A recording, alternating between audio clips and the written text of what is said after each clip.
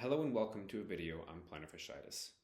I'm Luke Mangus, physical therapist with Expedition Physical Therapy and Performance. Today we'll be covering common patient questions related to plantar fasciitis. I'll be answering what is it, how does it happen, and what to do about it. If you are currently experiencing symptoms of plantar fasciitis and are looking for guidance, consider one of our online rehab programs or Expedition's physical therapy services. Plantar fasciitis is a common condition described as pain in the healer arch of the foot. Symptoms are often experienced with first steps in the morning or after periods of rest. Pain may improve as you warm up and get going, but may return after bouts of time on your feet. Pain is often described as sharp, but the actual severity can vary from person to person. Plantar fasciitis may occur for a variety of reasons, but the onset is often due to some kind of overload. Essentially, one's workload exceeds the capacity of the structures on the bottom of the foot. This may occur in both the athletic and sedentary populations. A runner might experience an excessive increase in running mileage, or a more sedentary or older individual might spend more time than usual standing or walking. In both cases, an overload was experienced, leading to an onset of the condition. The duration of symptoms can vary from person to person. Some individuals have a quicker bout, with symptoms lasting a few weeks. Others may have more prolonged symptoms, lingering for a year or more. Regardless, it's often that plantar fasciitis can take some time, and it's encouraged to engage in management for at least 12 weeks. Returning to activity and what to do about it is a three-step process. The steps are not mutually exclusive, but represent a progression to working through the condition. The steps are symptom management, strengthening, and return to activity. Our first step is symptom management. Now, there are many options for decreasing symptoms during the acute stage of plantar fasciitis, and several examples are described. First, supportive shoes. Consider a more cushioned and supportive shoe versus barefoot or flats. The type of shoe, be it motion control, arch supports, etc., may vary from person to person, so trial and error may be needed to find the right one. A local shoe store may also be helpful to find the right fit. Regardless, the rule of thumb is that the shoe is comfortable. One can also consider over-the-counter orthotics or heel pads. Like supportive shoes, an over-the-counter orthotic or heel pad can be helpful to cushion-sensitive areas. Again, the actual kind that's helpful may vary from person to person. Comfort rules. We can also consider icing. An ice cup applied to the area of discomfort can be helpful to decrease sensitivity. Freeze water in a small paper cup and then peel back the edges and then apply the ice in a circular manner for 5 to 10 minutes directly to the area that's affected. Gentle stretching and massage of the calves and plantar fascia can also be helpful to decrease irritability. We'll talk more on this, but a routine of stretching, massaging, and gradual pressure can be helpful to decrease symptoms and the pain on first steps in the morning or after periods of rest. Also essential is load management, that is identifying and modifying activities that increase symptoms. For example, a runner who experiences symptoms at 5 miles may benefit from temporarily decreasing running distance to 3 to 4 miles. They might also benefit from cross-training by performing low weight-bearing activities such as swimming or biking. A more sedentary individual may benefit from pacing their walking or standing time. For example, if symptoms occur with walking or standing 30 minutes or longer, they might benefit from breaking up those periods by taking periodic sitting breaks before those 30 minutes. Regardless of the activity or the level of the individual, the key is to modify and not stop. Simply modifying activities is rehab on its own. It allows us to stay active and encourages the body to recover and adapt. Our bodies have a solid built-in ability to heal and recover. Often, they just need the right amount of encouragement and time. Rest, of course, may temporarily improve symptoms, but avoiding activity altogether can reduce capacity and further decrease tolerance to activity, i.e. more pain with less workload. In these situations, a certain level of discomfort during activity and exercise is encouraged and actually appropriate. There's no standard for what is appropriate, but a tolerable level of pain is part of the process. In fact, a mild level of symptoms during activity is often appropriate and actually beneficial to work through. Everyone's different, so the actual tolerable level will be unique to you. A major challenge to plantar fasciitis is pain on first steps in the morning or after a period of rest. We can decrease this pain by desensitizing the area prior to putting weight through. A routine of plantar fascia stretching, massaging, and preloading can be very helpful. For example, prior to getting up after sleeping or sitting, take the following steps. Demonstrated first is plantar fascia stretching. Place the affected foot on the opposite leg, hold the heel, and pull the toes up towards the shin. Hold a mild stretch for 10 seconds and repeat 10 times. Next shown is the plantar fascia massage. Use the palm of your hand or thumb to apply a gentle and sustained pressure to tender areas. Sustain those pressures for 4 to 6 rounds of 10 to 15 seconds.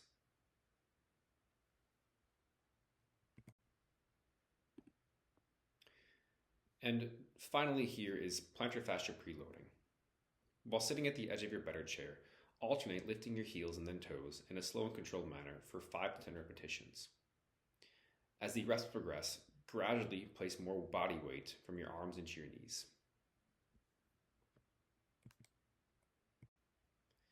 This process, called desensitizing, exposes the bottom of your foot to load to desensitize the tissue prior to putting full weight through and taking steps. Other helpful exercises include performing toe grabs and toe extensions. These exercises, again, help with pain while promoting active movement through the foot. Both exercises may be performed daily, holding 5 seconds for 10 repetitions.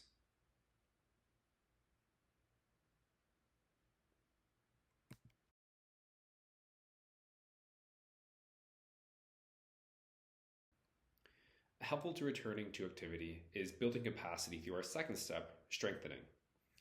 Suggested exercises are described, but prior to performing, consider a few points. First, the intention of the exercises are to gradually expose the irritated area to load to promote adaptation and decrease pain. As mentioned, a tolerable amount of pain is to be expected and actually encouraged to promote improvement. The exercise should be performed about 3 times per week to allow for appropriate stimulus and recovery. Ideally, they should be performed for a minimum of 12 weeks, even as symptoms improve or resolve.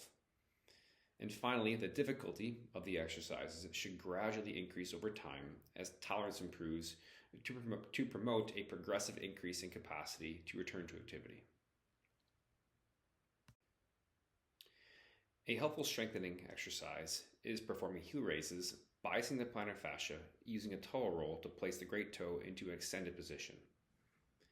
Perform the reps in a slow and controlled manner, going up for 2 to 3 seconds, holding the top for about 1 second, and then again lowering over the course of 2 to 3 seconds.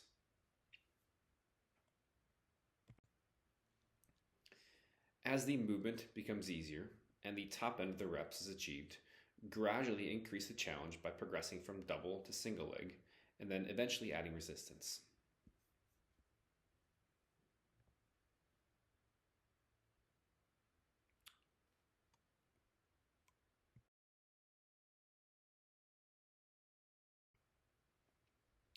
It can also be helpful to perform a standing gastrocnemius stretch to decrease resting tone and improve ankle dorsiflexion. Perform the stretch after the heel raises, and do 1 to 2 rounds and hold a mild intensity stretch for 30 to 60 seconds. Step 3 is returning to activity. At the center of returning to meaningful activities, be it running, walking, dancing, etc., is a progression of the load management process that was previously discussed. The key is first finding the amount of activity that is tolerable, and over time gradually increasing that activity in a stepwise manner. There's no true standard in this process, as the actual progression is often unique to the individual. In these situations, professionals such as physical therapists can be helpful in guiding the process. If you are an individual looking to return to running, it can be helpful to progress into plyometric training. A good benchmark prior to starting plyometrics is performing 15 single leg heel raises to demonstrate the requisite strength. Plyometric training serves as a bridge between strengthening and running and exposes the irritated tissue to higher rates of loading.